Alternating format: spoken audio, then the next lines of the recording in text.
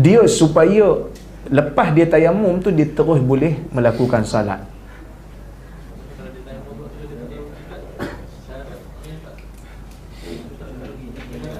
Dia tak cukup syarat, dia kena tahu kiblat dulu.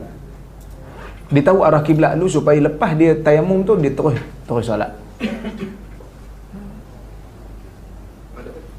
Adakah tayamum itu sah kalau air tu ada tapi susah sangat dan dia mengejar masa? Air tu ada, contohnya nak pergi solat Jumaat, orang ramai gila, beratur memang confirm tak sempat lah solat kalau nak kejar takbiratul ihram. Jadi dia tayamum sebab dia tak nak tunggu orang beratur dia wudu. Wallahu alam, saya tak jumpa kalam fuqaha setakat yang saya baca, saya tak jumpa yang membenarkan. Kerana kalau ikut kaedah yang kita sebut sebelum ni, nak keluar waktu pun masih lagi kena wudu. Sebab air ada. Bila air ada, iza ja'al mubdal batal al badal, zal al badal. Bila ada benda yang diganti, gantian tu tak ni dan kita boleh ambil awal pun kan? Tapi yalah, dia kata saya tak sangka pula masjid ni cuma ada satu je pipe. Salah masjid juga, dia kata kan.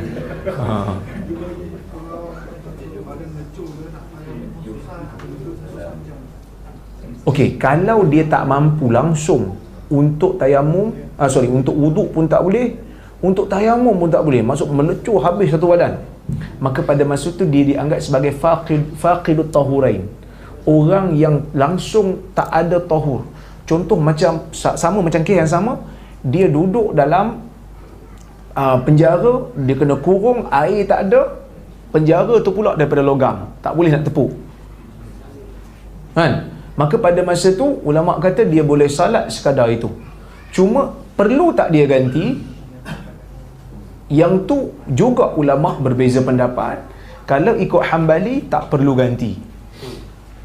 Kalau ikut Syafi'i dia kata kena ganti semula kerana dia salat dalam keadaan tak cukup syarat. Hambali kata kena tak perlu ganti sebab masa tu itulah yang dia mampu. Fattaqullaha mastata'tum, bertakwalah kepada Allah sekadar yang kamu mampu. Maka pada ketika itu itulah yang dia mampu, maka dia buatlah dan tak perlu ganti. Itulah pendapat yang saya pegang, tak perlu gantilah. Maknanya yang tak ada, katakan kita tinggal berapa tahun sudah, mana saya ganti kita Macam mana tak faham?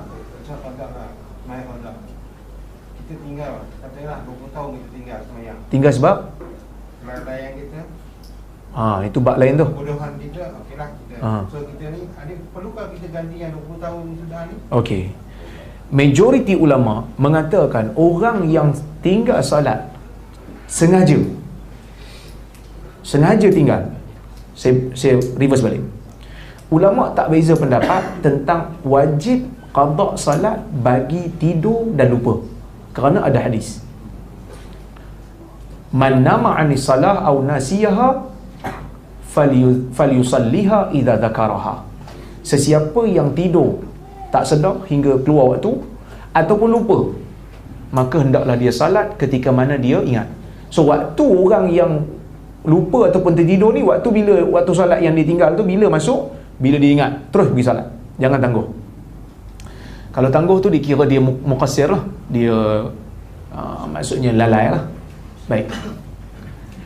Tapi kalau dia tinggal dengan sengaja, ada orang kadang-kadang dia jahil, kesedaran tak datang, sampailah umur dia kira dah tua sikit, dah pencen, baru dia kata aku ni banyak dosa, maka aku nak salat. Perlu tak dia qada salat dia? Ulama berbeza pendapat.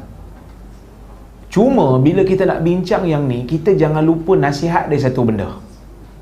Kerana kadang-kadang ustaz bila orang tanya dia bab ni, dia lupa nak nasihat benda yang lebih penting. Apa benda yang lebih penting? Taubat. Taubat dulu. Wajib taubat. Satu. Lepas taubat, maksudnya taubat tu dengan rukun taubat lah, kena menyesal, kena buat solat, tinggalkan perbuatan tinggal salat tu, dan azam tak mau buat lagi. So taubat. Perlu ke tidak ganti? Majoriti ulama kata kena ganti. 20 tahun, 20 tahun. Sekadar yang dia mampu. So dia kena kira balik lah, calculate balik. Sekadar yang dia mampu, dia kena ganti. Ni majoriti ulama. Apa dalil dia? Dalil yang sama. Ulama kata, majoriti ulama kata, termasuk mazhab Syafi'i, dia kata kalau orang lupa dan tidur yang tak salah pun kena qada, apatah lagi yang sengaja. Okey. Orang kata kesinambungan soalan tadi. Belum habis. Belum. Ibn Taymiyah, dia kata kalau orang tu dia sengaja tinggal salat disebabkan jahil ataupun disebabkan fasik dia, maka pada masa tu dia tak wajib qada, melainkan waktu yang masih berbaki. Itu bukan qada lah, salat terus ya. Dia kata kerana dalil hanya sebut tentang lupa dan tidur, sedangkan sengaja tinggal ni lebih berat. Patutnya Nabi sebut, tapi Nabi tak sebut, menunjukkan yang hanya wajib bagi orang yang tak buat solat, orang yang tinggal salat dengan sengaja ni hanya taubat dan solat pada waktu yang ada pada masa tu saja. Dan isyarat lain bagi kes ini ialah, tonton biasa dengar hadis musik solat tahu, orang yang solat tak berapa bagus di zaman Nabi, solat tak sah, Nabi tengok dia solat tak betul, Nabi kata irja' fasalli fa innaka lam tusalli, pergi balik kau solat balik kerana kau tak solat sebenarnya, tak sah solat kau ni. Nabi tak suruh dia qada balik solat-solat yang dulu sebab dia jahil. Nabi cuma suruh dia ulang solat yang waktu masih ada. Untuk kes yang sama juga, kalau orang yang dia tak reti mandi wajib, bermula daripada dia balik sampailah daripada umur 15 tahun dia balik sampai umur 25 tahun dia belajar, hari ni baru dia tahu rupanya aku mandi wajib tak sah punya. Aku ingat mandi wajib ni macam ambil wudu kan. Tu jahil gila tu kan. Jangan main-main, ada orang tanya soalan tu. Maka pada masa tu kita kata kat dia tak perlu ulang salat yang dulu, hanya salat yang ini berdasarkan pendapat Ibn Taymiyah. Jadi sebab itu saya tengok wallahu a'lam, saya cenderung kepada pendapat yang ni kerana pendapat ni mudah, dalilnya tidak jelas untuk kata kena qada semua. Dan saya bimbang kalau kita kata kena qada 20 tahun, dia tak jadi taubat.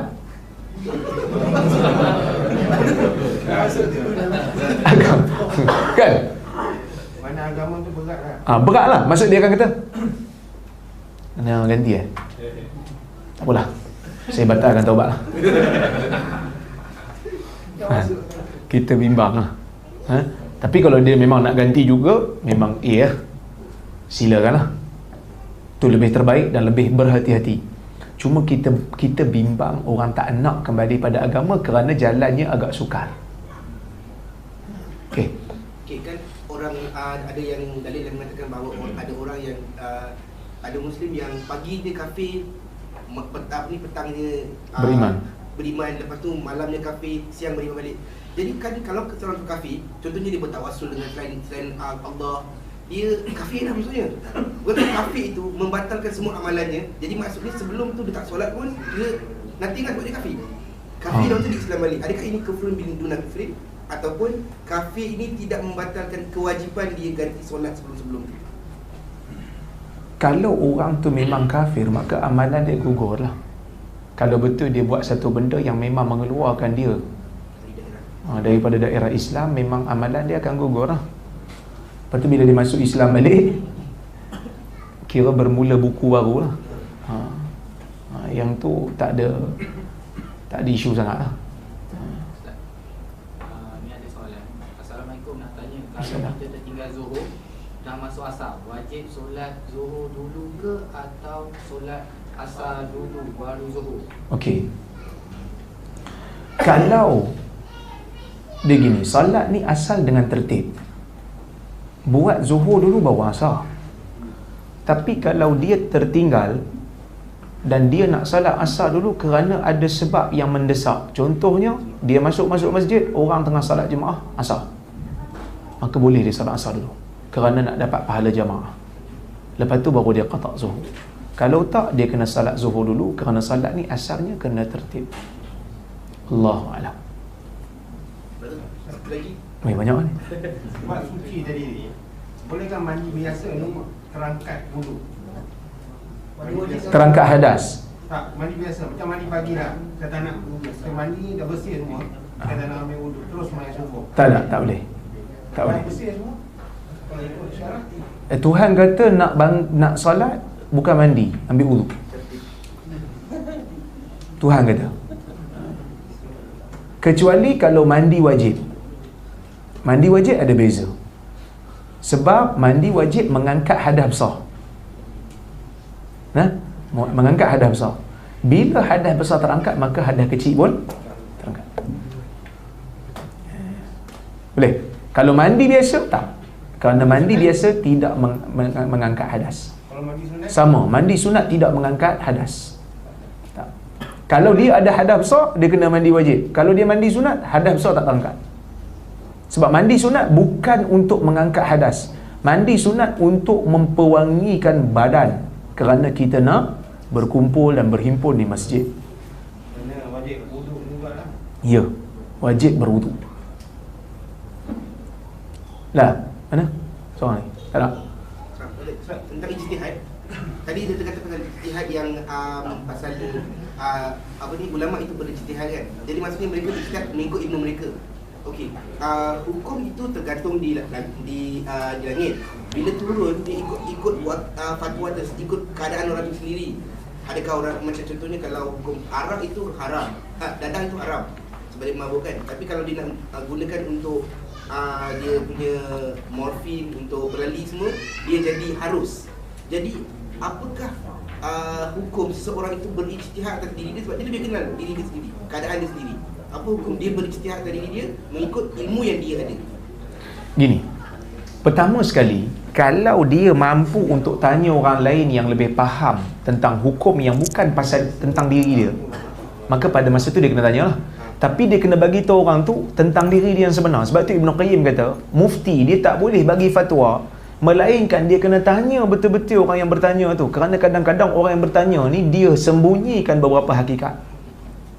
Ni satu benda penting juga. Kalau orang tanya kita masalah faraid apa semua ni, jangan pergi buat hukum, melainkan kita akan siasat dulu. Sekali dia kata, Ustaz, saya ni mak saya baru meninggal, berapa bahagian saya dengan adik saya? Adik awak lelaki perempuan? Adik saya perempuan. Kita terus jawab, li zakari misli hadzal unthayain. Kau dapat 2 bahagian, adik kau dapat 1 bahagian. So kena bagi 3 lah. Kau dapat 2, adik dapat 1. Tak boleh. Sebab dia bukan tahu faraid. Dia sebab tu dia tanya kita. Kita kena tanya dia dulu. Waris-waris yang lain, bapak dia macam mana? Sebab dia kata mak dia meninggal kan. Bapak dia ada lagi ke tak? Anak tiri mak dia ada ke tak? Mak tu pernah kahwin dengan orang lain dulu kan, pun ada bahagian. So kita kena buat siasatan, kena tanya dulu senarai-senarai waris tu, kita kena tahu, supaya jangan jawab apa yang dia bagi tahu. Sebab dia memang suka kan, kita tak nak bagi dia, kita tanya ustaz, kau tak dapat, aku dah tanya dah kat ustaz, padahal dia tak bagi tahu pun kan. Aku dah tanya dah, Ustaz Zaimi cakap kau tak dapat. Kau jangan, kau memang dari dulu lagi ya, anak pungut cik kan. Memang kejam lah kan, padahal dia tak bagi tahu pun gitu. Kalau saya musafir kan, boleh bagi tahu perbezaan pendapat para ulama berapa hari itu dia musafir, berapa hari untuk kita jamak pasar bila kita musafir. Ulama berbeza pendapat. Benda ni saya hurai dah dulu kat Johor, ramai orang tanya tentang benda ni, dan saya hurai panjang tak dekat kuliah di Johor.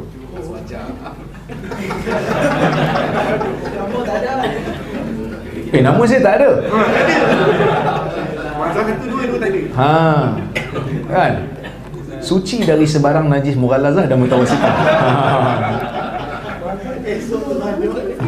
Esok tu ada kan? Kacau apa ni? Bawah ni bocor rahsia kan? Okay. Ulama berbeza pendapat dalam isu ni. Kalau ikut mazhab Syafi'i, dia kata 3 hari. duduk di satu tempat. Kita nak duduk di satu tempat, kita nak musafir, kita nak pergi, katalah kita nak pergi Ipoh, nak duduk di Ipoh 3 hari.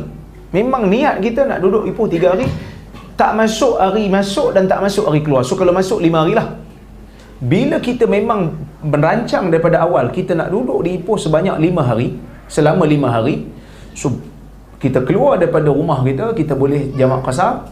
Bila kita masuk kawasan yang kita sampai tu, masuk aja kawasan tu dah tak boleh dah jamak qasar.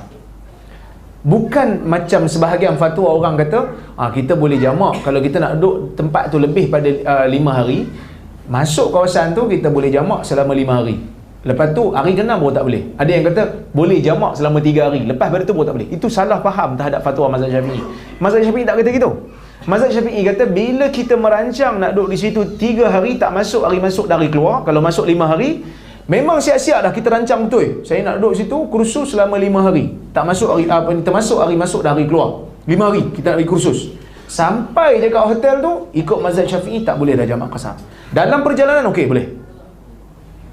Itu pendapat mazhab Syafi'i. Terdapat juga mazhab lain, kerana Nabi pernah berjamak dan qasar. Nabi pernah qasar di Mekah selama 15 hari berdasarkan riwayat yang sahih. Nabi pernah qasar sebanyak 15 hari di Mekah. Ini buka kata Mekah kan. Ada yang kata 18 hari. Ada yang kata 15 hari. Yang 15 hari mana? Khaybar. Dia ada 18 hari di Khaybar, tak silap. 15 hari di Mekah. Gitulah. Ada belah-belah hari yang Nabi duduk di Khaybar dan duduk di Mekah. Selama berbelah-belah hari Nabi qasar. Maka mazhab Syafi'i dia pandang apa dalil? Dia kata dalil ni sahih. Tapi Nabi ni dia jamak berbelah-belah hari sebab dia tak confirm bila dia nak keluar. Sebab itu mazhab Syafi'i kata kalau kita tak confirm bila kita nak keluar, kita boleh qasar. Tapi kalau daripada awal kita confirm, awal-awal masa pergi kursus sudah dapat dah alternatif, tak boleh kau mazhab Syafi'i. Berbeza dengan mazhab yang dipegang oleh Al-Imam Al-Bukhari dan Hanafi. Hanafi dia kata 18 hari lah, kerana Nabi paling maksimum 18 hari. Tapi ada mazhab yang kata selagi mana kita memang tak nak menetap kat situ, kita tahu habis urusan kita balik, maka bolehlah qasar. Bezalah kalau kita nak duduk situ lama, kita dah sewa rumah kat situ. Itu dah kira kita bermukim di situ lah, kerana kita dah ada rumah. Yang ni memang kita duduk hotel pun 2 minggu qasar. Dan saya cenderung pada pendapat tu. Siapa mazhab Syafi'i kat sini dalam isu ni? Tak apalah kalau dia nak pakai mazhab Syafi'i, tapi dapat 5 hari je lah kan. Maksudnya bukan dapat 5 hari, maksudnya bawah pada 5 hari lah. 5 hari lah paling maksimum. Kalau dia nak duduk situ lebih pada 5 hari, maka dia tak boleh lah. Nak ikut mazhab Syafi'i, disiplin. Tapi saya lebih cenderung kepada mazhab yang kata selagi mana kita tak nak menetap dan kita tak ada rumah dan memang tak adalah rancangan nak duduk situ, kita nak balik, urusan kita selesai, kita nak balik, maka kita musafir lah. Itu mazhab Imam Bukhari. Ya, Bukhari. Kalau kita jamak, dalam kawasan kita boleh tak? Macam tadi Zuhur 4, Asar 4, kita jamak. Jamak kalau bukan qasar, dia bukan hanya untuk orang musafir. Qasar ni untuk musafir. Tapi kalau jamak, dia ada sebab lain yang boleh kita jamak. Antaranya hujan. Antaranya sakit. Antaranya orang istihadah, orang perempuan istihadah boleh jamak. Orang salasul baul, orang yang kencing tak lawas, dia boleh jamak. Sejuk yang melampau ikut mazhab Hanbali, boleh jamak kat masjid. Hujan tadi bukan jamak kat rumah, kat masjid. Sehari tengok hujan lebat ni, jom kita jamak masjid. Dah, kita pergi masjid. Tapi kita tak buat kat sini kan. Jamak dia kerana kerja. Macam seorang doktor. Boleh. Kalau dia tu buat pembedahan yang sangat-sangat penting, dia boleh jamak. Dia tengok pembedahan dia tu memang lama kan, daripada pagi sampai asar. Asar dia boleh jamak sekali, dengan zuhur takhir. Sebab kalau dia jamak, mudarat pesakit tu, dia boleh jamak. Kalau traffic jam keluar pukul 6.30 sampai rumah pukul 8, pukul 8.30 dalam sekejap maghrib. Kalau keadaan begitu, keadaan yang sangat mendesak, dia tak boleh berhenti kat tepi, memang traffic jam. Kalau dia memang tak ada wuduk, kalau ada wuduk dia boleh salat dekat dalam kereta lah, dengan memandang kiblat. Kalau tak boleh, dia tak boleh nak parking kat tepi, dia boleh salat dalam kereta. Kalau tak, dia boleh jamak takhir, tidak menjadi masalah. Cuma jangan dijadikan adat, jangan dijadikan budaya, kerana benda ni peruntukan yang sangat-sangat mendesak, kita guna sekadar perlu. Sama macam kita naik bas, bas tu pukul 6.30, pukul 7 dah maghrib. Kalau kita tak naik bas tu, memang bas tu adalah bas terakhir, kita nak pergi kawasan tu memang penting urusan kita, maka kita naik bas tu dan dia tak berhenti. Kita minta dia berhenti pun dia kata nak payah berhenti. So bila kita sampai di kawasan yang kita nak pergi tu kan, kita memang nak duduk situ, katalah kita ambil mazhab Syafi'i, nak duduk situ 5 hari kan, ataupun kita katalah kita balik rumah daripada asrama ataupun universiti, kita nak balik rumah kita betul-betul sebelah stesen bas, berhenti dah, tak boleh nak kasar dah sebab kawasan rumah kita kan. Maka pada masa tu kita boleh jamak takhir di rumah, tapi bukan kasar, jamak takhir 3-4, 3 maghrib 4 isyak, boleh, tidak menjadi masalah. Islam mudah, Islam is very simple. Kalau hiburan tak boleh tengok bola sama gini. Majoriti ulama kata apa saja safar maksiat tidak mengharuskan jamak dan qasar, kerana peruntukan untuk jamak qasar ni hanya safar-safar yang tak maksiat lah, perjalanan yang bukan maksiat. Sekarang ni tengok bola maksiat ke tak?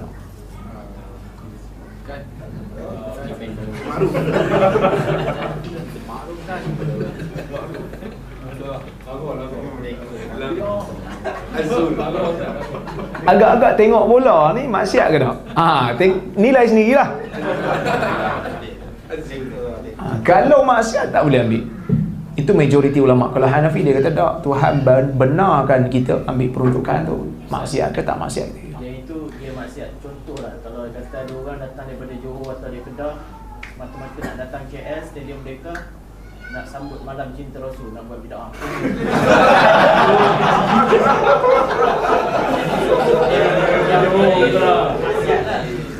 Yang ini kata yang nak buat bid'ah. Jadi adakah rukhsah juga terpakai, juga tertolak untuk buat bid'ah, ataupun hanya untuk maksiat? Jangan jawab tak trap usia. Jangan jawab. Dia tahu dah hukum tu kan. Saja tanya kan. Dia gini. Guru saya nama Abdul Malik Sa'di. Syekh Abdul Malik Sa'di dia kata, kalau kita dah keluar untuk safar yang maksiat, kita nak musafir buat benda maksiat, tak kira lah bid'ah ke benda mungkar, haram kan, tiba-tiba kita nak ambil peruntukan musafir untuk kasar kan? Macam mana nak buat? Senang kan? Taubat daripada benda tu, jangan buat, ambil peruntukan. Yang penting kita dah qat'ul masafah, kita dah merentas jalan. Cuma tak boleh sebab apa? Ada kekangan kan? Ada kekangan sebab kita buat maksiat. Kita nak buat maksiat, so kita taubat daripada maksiat tu, clear, terus boleh qasar. Wallahu a'lam. Terima kasih banyak. Tak berkat lah kan? Banyak gila soalan ni kan? Koma ni tengok mungkin sebab hari ni pakai songkor kan? Banyak orang soalan. Jadi terima kasih banyak. Saya minta maaf kalau salah silap. Aku qawli hadza wa astaghfirullahal azim li wa lakum. Assalamualaikum warahmatullahi wabarakatuh.